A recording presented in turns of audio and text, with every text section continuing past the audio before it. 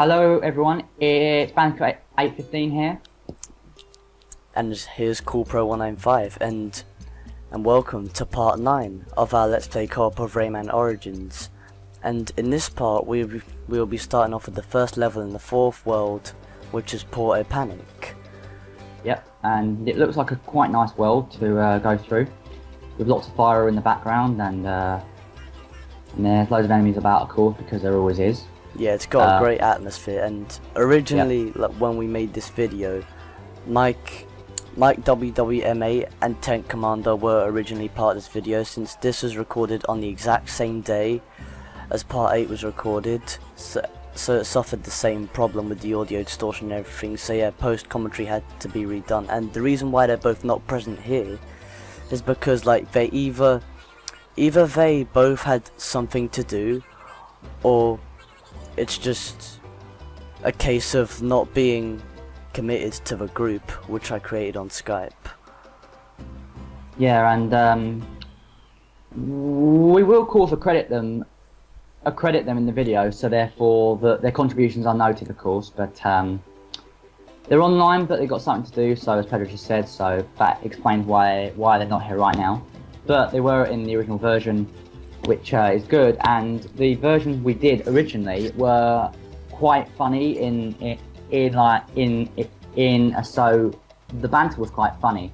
Yeah, because like we had a lot of banter going on, and you would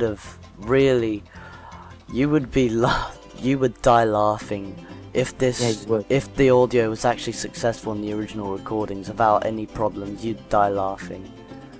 Well, in some ways. But yeah, and as you can see, we just smashed the first cage of the level. Yep. And that is our first Leptune collected. And now we carry on to the next stage of the level.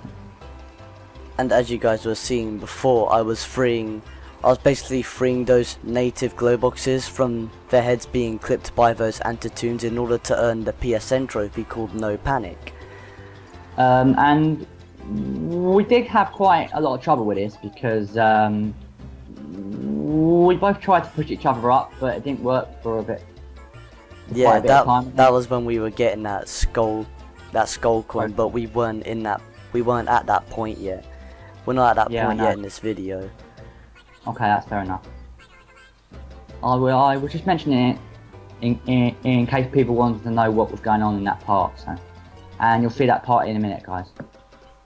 Yeah, it's just upcoming at the moment, and as you can see, like, I'm just searching for more and more Lums, and at the moment in this game, at this point in the game, before you progress, you don't actually have the ability to actually swim deep underwater, which is why you can see me trying to get those Lums underneath.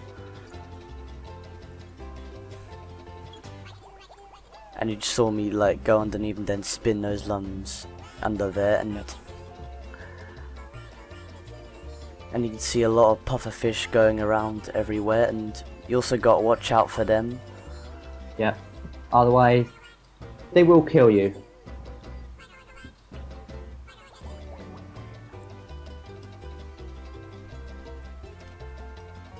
And you just got you just got bubbleized, I think, and then I just revived you. So you're somewhere between that point, and yeah, and now as you can see, like on those platforms, basically you can like sail in between from, like, you know, those platforms, those round platforms that you see that have like a platform on top. And I think I can see something in the background. I think that looks like a pyramid to me. Yeah, sort of does look like a pyramid, but not entirely. No, I know. And as you can see, like right now we're just trying to go back to get like more of the to actually backtrack to get more of the Lums, but at the same time, like in these parts of the levels, it's sometimes hard to get up to platforms because of like how high the characters jump. And all of the fire hazards as well can impact that as well. So yeah, and to be honest, this level has, yeah, I just see you bubbleized. Yep.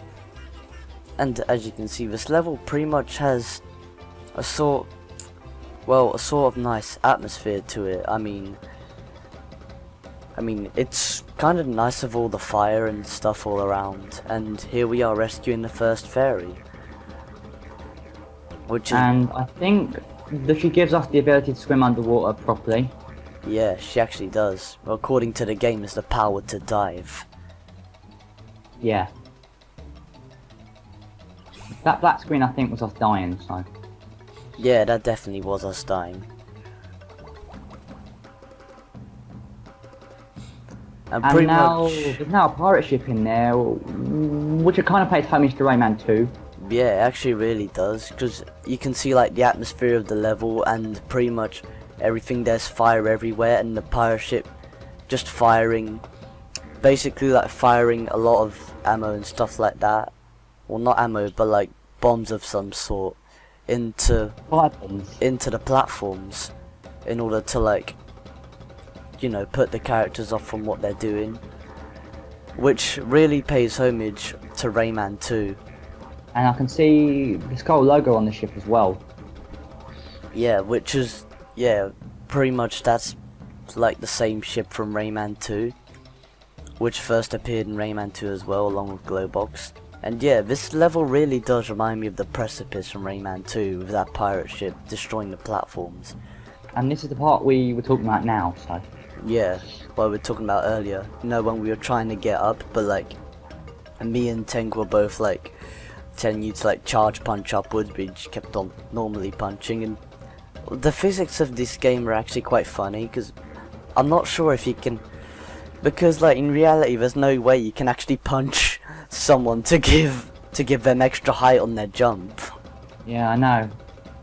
I mean, it'd be funny if life was like that, but at the same time it'd be fucked up, because people, the good thing about it is that people will be getting good height, but at the same time the bad thing is that they'll either be badly beaten up or shit like that, with like bruises all over. And now I'm pushing you up now, and you've got bubblized. Yeah, by the fire. And some points I remember, like, what you call it, like killing myself on purpose in order to like retry the whole sequence with the whole platforms intact.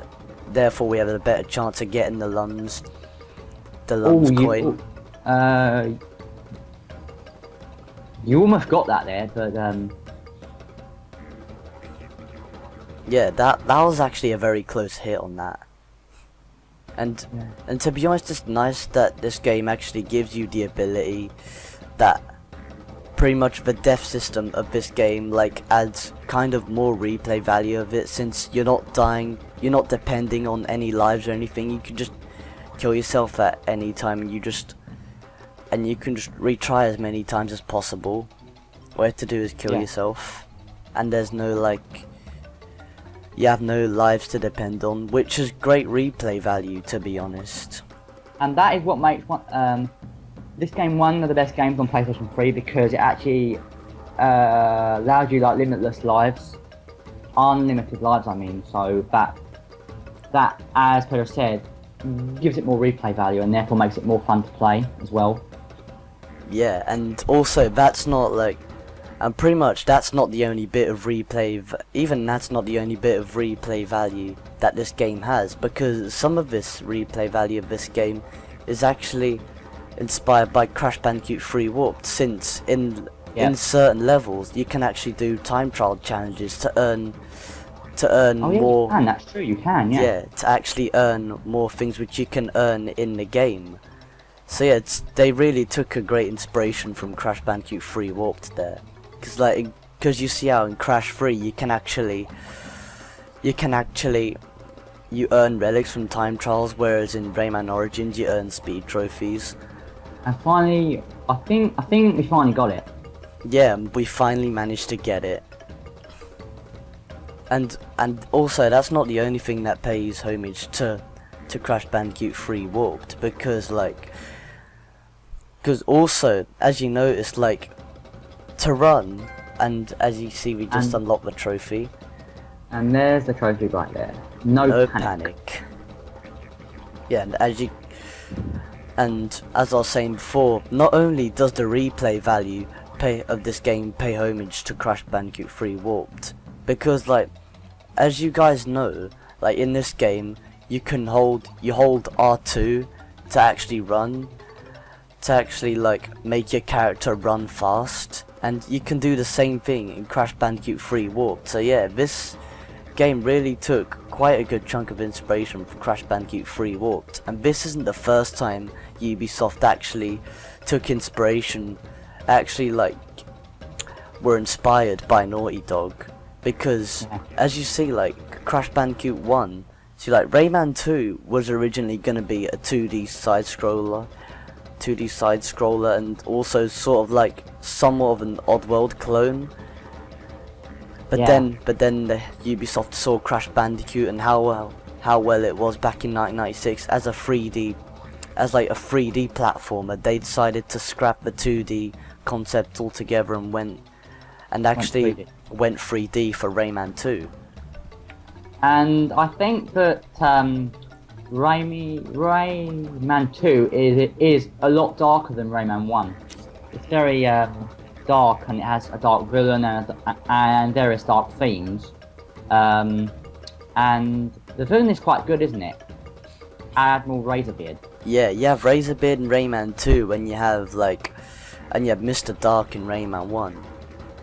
And then in Rayman 3, you have Andre the Dark Lum. Yeah, Andre the Black Lum, as they say in Rayman 3. Yeah. And I think also that Rayman Origins is like, it's kind of like a reboot, but it's kind of like something else. But I can't think of what it is. But it's definitely a reboot. Yeah, to be honest, it's actually a prequel story, because it's set, because as we all know, it was set before the events of Rayman 1. And to be honest, Rayman Origins. Yeah, and to be honest, pretty much Rayman fans like should really be thankful to Naughty Dog and to pretty much the Crash Bandicoot franchise in general, which is what Rayman fans need to be thankful for, because if Crash Bandicoot wasn't made, then all the Rayman games from Rayman 2 onwards wouldn't be as they are made in this reality. And they probably would have been 2D and therefore not gone down so well. Yeah, well, I wouldn't exactly say not gone down so well, but they still could have worked, but in a different way. But it's nice that they started to innovate more with all the 3D concepts. And also, this is around like during like the mid 90s and the late 90s, so pretty much is about time for more games to actually develop like a 3D perspective. Yeah. And to make it more immersive, as it were, and to engage people more as well. So that does make sense. Yeah, and as you can see, like as you saw before, we unlocked the power to actually dive deeper, and here we are with the music of where you can actually hear Fish or Teensy singing. I can't tell whether it's Fish or Teensy singing, but like sounded like Teensy's, I think. So yeah, and here we are with the second secret.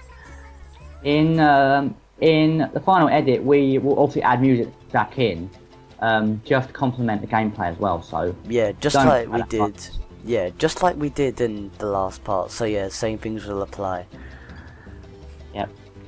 Now in this secret, it's okay, but it's also quite hard, like for some people, because like some people don't have like a good vision to tell the difference between which fishes are good and which are bad. Because like a lot of fish you see are actually good fish, but then again but at the same time you see pufferfish hidden like behind them in the background, so it's easy to get hit. And that's another Electoon collecting. And here's our second Electoon. Yep. And now we continue on with the level. Yeah, and as you guys can see, like also there's even like another concept of this game which you can see that pays homage to Crash 3, and those are like pretty much the underwater levels in general and the pufferfish. Yeah. Because like I wouldn't say like And I know many people who are like Crash fans but not Rayman fans may say that this is like a cheap 2D Rayman ripoff of Crash 3 Warped, when it isn't. It's actually an inspiration of the game instead. Because because as we said before, if it wasn't for Crash Bandicoot, Rayman games of that from Rayman 2 onwards of today wouldn't be as they are they are in this reality. Yeah. I mean, sure, it wouldn't be, Rayman 2 would be alright, would have worked well as a 2D as well. I mean, I could imagine it working as well as Rayman 1. I can imagine it being as successful as Rayman 1. Yeah. But like, since they took a turn to a 3D direction for Rayman 2 by looking at Crash Bandicoot, yeah, that was pretty much a great way to go. Yeah. And we just finished the level, I think. We just completed the level, Ported Panic.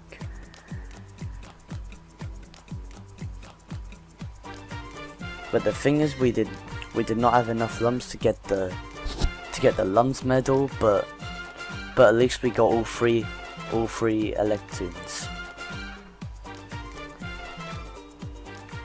Back to the Glade of Dreams. Okay, so now here we are going back to the Glade of Dreams, and the next level, and as you can see, we just unlocked a new character in the Snoring Tree as the message comes up, and the next level we will be doing, well, wait for the characters. Swimming with the Stars, if I'm not mistaken. Yeah, it's Swimming with Stars, but I'm just waiting for the video to go for it. Yeah. Anyways, yeah, the next level we'll be doing is Swimming with Stars, which is a more of a darker level, if I'm not mistaken. Well, as far as I remember, it is as much as I remember of the level, it is pretty much a darker sort of level. And it's more like set into the water, so as you can see on the map. And this level, I reckon it's okay. But yeah, and now, as you can see, this level compared to the last level doesn't start in the outside world with like the Precipice sort of theme. Now it starts like pretty much inside the water cave. Yeah, it starts underwater, so yeah, and the whole level is basically underwater, basically. There might be a bit at the end where we go on land, but I think sometimes they do that, but not always. Yeah, that's just for like some cases. Yeah. And also in this game, I mean in this level, later on, you'll see that there's like even more homage paid to Crash Bandicoot 3 Warped in these underwater levels. The thing is that in these underwater levels though, they're actually quite different. You don't actually start the level directly underwater like you do in Crash Bandicoot 3 Warped for the underwater levels. You actually start on like standing on a platform, and then you jump on, then you actually jump on the, on the wall. Then you jump inside the water. Yeah, pretty much. Yeah, so on Crash Bandicoot 3 Warped, you jump on like a jump pad, and then you kind of like jump into the level straight away, without like a pause. So that's basically what Petra's trying to say, basically, pretty much. Yeah, kind of, and just like the level in general, like when you enter the level, you start underwater. Instead of like being on a platform and then jumping on there. And over here we got a skull coin. And I believe we didn't find something here. I think we had a problem on one of these levels where we kind of missed like an Electoon, I think, or something like that. And yeah, it's pretty much when this is when we were actually playing, like the Back to Origins levels in Rayman Legends just casually, and yeah, they actually make them much easier, and yeah, you free teensies instead of Electoons in Rayman Legends. But yeah, it's nice how they pretty much took like some levels from Rayman Origins and then they made them improved them for Rayman Legends, because yeah, Rayman Legends, as said like so many times before, like remarkably improved so much compared to Rayman Origins. Oh yes, it is. I agree with that wholeheartedly. It's so much better than Rayman Origins. It's so much easier as well, and playing the levels in Legends is easier than playing them in Origins because they're not as hard. So it makes playing them easier. Yeah, and not to mention the Lums that the game is actually very generous of Lums as well. I mean, like, it is, yeah. You have like a limit of getting 600 Lums in the level, yet it's piss easy to get like 700. And I think we completed Rayman Legends on Xbox 360 a while back, so we're going to do that. We're going to play Rayman Legends, I think, after this. So that will be fun to play. Yeah, of course. We might as well do Rayman Legends. It's a sick game. As we did Rayman Origins on the PS3, I guess we do Rayman Legends on the PS3 as well. Yeah. So yeah, we could possibly do that. My digital download, so.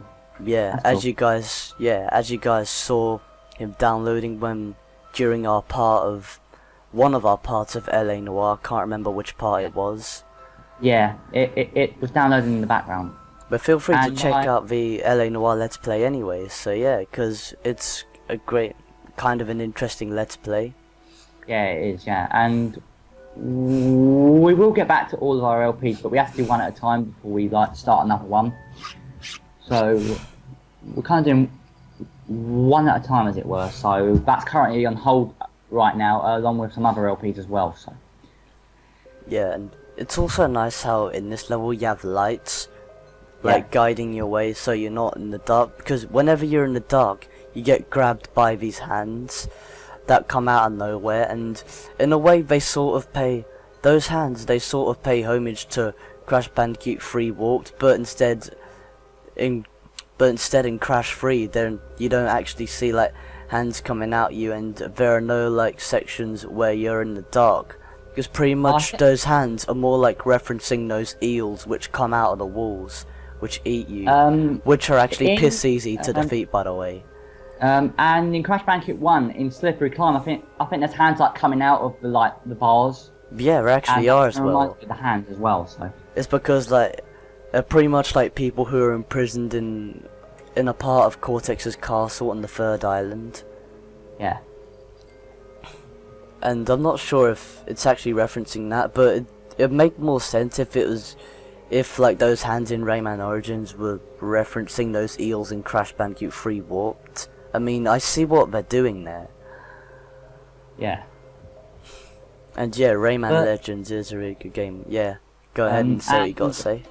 The light source in these levels actually remind me of Crash Bandicoot 3 Warped in the jungle levels, where you have like a bug light and you're going through the level, so that kind of reminds me of Rayman. Crash Bandicoot 3 Warped. That does remind me of. Yeah. So.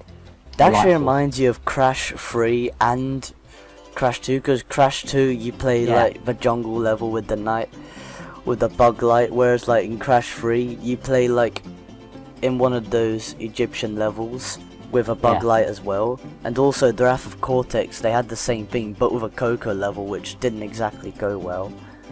No. I mean, pretty much. I mean, I see what they did for the Wrath of Cortex for like trying to innovate more of Coco, make her more playable with like platform characters. It didn't exactly work for her. They were more fitting for Crash Bandicoot, to be completely honest, not Coco. Yeah. Yeah, and it is kind of a shame that Coco's not a playable character on the PS2 version of Mind Over Mutant. Yeah, instead you get Carbon Crash, just like you do in Crash of the Titans. Yeah. Because apparently it takes up too much of the console's memory. Yeah, it's like the graphical limitations of the PS2, like, it pretty much, the game Crash Bandicoot pretty much really exceeds those graphical limitations. Even Crash Bandicoot's belt was removed in the PS2 version. Yeah, but I think if they put it on the PS3, then Coco on the PS3 might have worked, because the PS3 has more graphical upgrades, so therefore it might have worked on the PS3 better than the PS2. You know, Mind of Mutant would have worked really well on the PS3. In fact, I can to be honest, I can picture it being like sort of identical to the Xbox 360 version because they both support the exact same resolutions. Yeah, I know. But we're still hoping for a new Crash game, of course. But yeah, they're keeping him hostage right now, as I think. Yeah, a good Crash game will come in its own good time, and we know Sony still want to get Crash back, but it's just Activision keeping them held hostage in their bank, and while they're milking the living shit out of Call of Duty and Skylanders. Yeah, just to make money. Seriously, they are money whores. Yeah, they really are. Complete and utter money whores. I mean, that's like the what you call it, the best possible conclusion anyone can ever come up with for Activision, for the reason of Activision denying requests. Yeah, because they don't think it's gonna make money. That's the only possible explanation that I have, as far as I know. Well, it will, but they just don't know. Yeah, I know. Actually, they know. They know it'll make money, but they say that probably to bullshit and keep them hostage anyway, because they want to get money for themselves.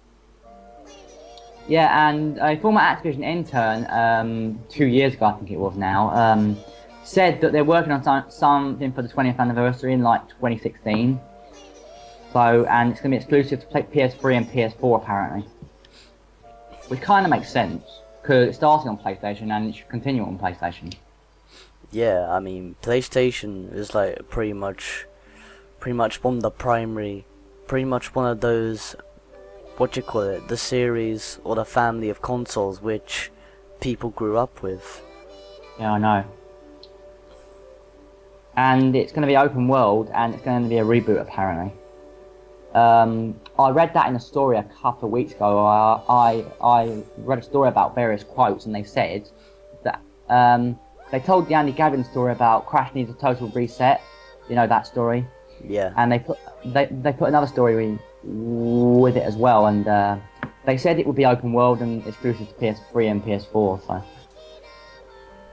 which is good because Crash needs to evolve. He can't stay the way he is forever. Yeah, because franchises really need evolution. They do, yeah. They otherwise it's just gonna remain stale.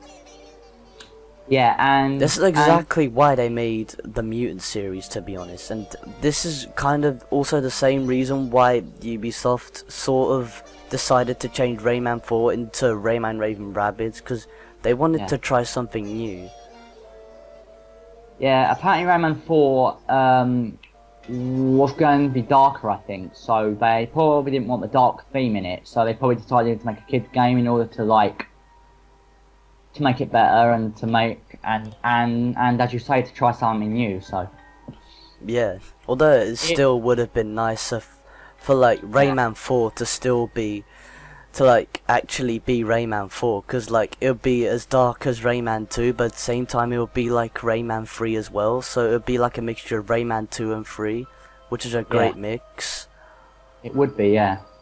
Yeah, and on actual consoles as well, because since we already had like a mixture of Rayman 2 and Rayman 3 on Rayman 3 for the Game Boy Advance, like pretty much it was just like pretty much just for handheld, because like as you guys noticed in Rayman 3 for the Game Boy Advance, it's more like it's like a mixture of Rayman 2 and Rayman 3, but it's a lot like it's pretty much a lot like Rayman 2 and quite a bit like Rayman 3. It's like Rayman 2 levels, and like the soundtracks, pretty much the tracks from the Rayman 2 soundtrack were recomposed, and but the hoodlums and all that still remained, and Rayman still has his design, is pretty much his character design from Rayman 3. Okay. That sounds like an interesting game, if I'm being honest. Yeah, it's actually, it's quite a nice game. It was a nice mix between, it was also sort of a dark game as well, but some parts they were like quite bright as well, like the jungle levels. But like when you get into like cave levels and all that, it's all dark. Yeah. And we're about to finish this level. That's yeah, cool. something with stars. And as we you got can the see, medal we earned the Lums Medal. Hey. And I guess that's it for this part, I guess. Yeah, with just like a minute to spare. Yep. And our next level will be, hang on. As you can see, we have 86 Electoons in total, and three sculptures as well. Yeah, and in the next part, we will be doing Pirate's Treasure, which is the fourth, I believe, the fourth Skulltooth challenge, according to the game, tricky treasure challenge of the game. Yep. Which is actually, well, it's gonna be alright, but let's hope it's not gonna be as much of a piss take, because surprisingly the last one wasn't as bad as the second one. So yeah, let's hope it'll be like pretty much an even mix. And and this has been quite an enjoyable part, and and we now finally recorded it, so that's cool. Yeah, we finally got along with it, and even though there's not much banter, we actually managed to provide some interesting commentary for you. So yeah, this is pretty much part 9 coming to an end, so see you lot in part 10, where we start off with Pirate's Treasure. Laters everyone. Bye guys.